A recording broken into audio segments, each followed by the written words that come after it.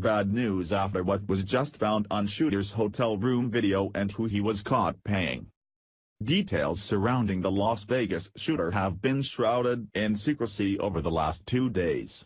The country has been waiting for answers as to how a seemingly average older man, who blended into society, died in infamy Sunday night after committing the largest shooting our country has ever seen. He wasn't known for having any political or religious views and no recon knowledge to plan an attack like this in such fine detail. Perhaps knowing that he wasn't going to leave his Mandalay Bay hotel suite alive, 64-year-old Stephen Paddock decided to film himself within the 3 days he occupied his room. This footage along with some crucial financial evidence has now surfaced and the pieces of the horrific puzzle are starting to come together, forming an answer to a motive that every American has been waiting to hear. Speculations about this mass murderer have abounded since Sunday night, with the country attempting to make sense of a nonsensical situation. Paddock's social media account had been deleted before news broke about his massacre, and not much at all was known about this man who emerged out of obscurity to commit the worst mass shooting our country has seen in decades. Liberals are blaming Paddock's accessibility to high-powered firearms as the problem to why 59 are dead and more than 500 are injured. However, while that appeases their need to push an agenda, that doesn't answer to question as to how a seemingly average American could commit murder like this. Now, liberals are getting some bad news about who may have helped and why he committed this horrific attack on innocent people. The New York Daily Post reports that Paddock had set up a camera on a tripod in his room and filmed himself in this horrific act, shooting concert-goers from the 32nd floor of the hotel.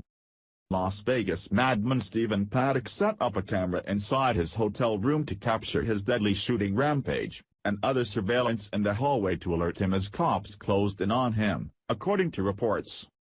The shooter had at least one lens set up to tape himself as he unleashed hell on thousands of unsuspecting concertgoers several hundred yards below his ritzy casino suite, according to ABC News, and NY-Post reports. Apparently knowing cops would eventually catch up to him, he also wired cameras in the hallway outside his room so he could see when the heat was getting close, the Daily Mail reported. It seems strange to record such a horrific act, and for what purpose? On Monday, the Islamic State took credit for the attack, claiming that Paddock had converted to Islam several months earlier.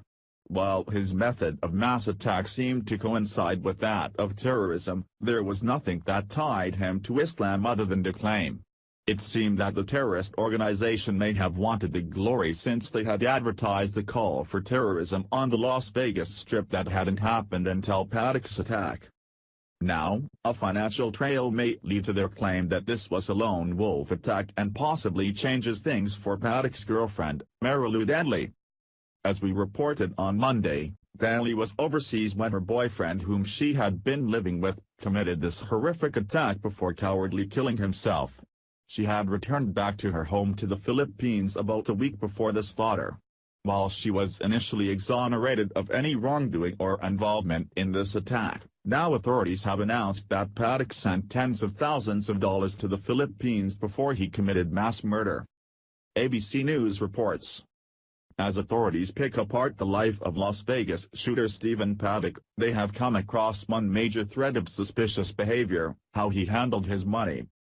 Paddock's recent financial transactions have become a key focus for investigators looking to learn more about the Nevada man and why he launched the deadliest mass shooting in modern U.S. history. As ABC News first reported Monday, Paddock recently sent tens of thousands of dollars to someone in the Philippines, where his girlfriend was at the time of the attack, and authorities are still trying to determine who received that money, sources familiar with the matter said. In the last 3 years alone, more than 200 reports about Paddock's activities, particularly large transactions at casinos, have been filed with law enforcement authorities, ABC News was told. The information that's coming out along with the facts of the attack weren't adding up until this money portion was added into the equation. While Paddock could have certainly been trying to hide money from the government with his large gambling winnings he was bringing in, there's also a lot of known involvement of the Islamic State, who has a stronghold in Marawi, Philippines, Newsweek has reported.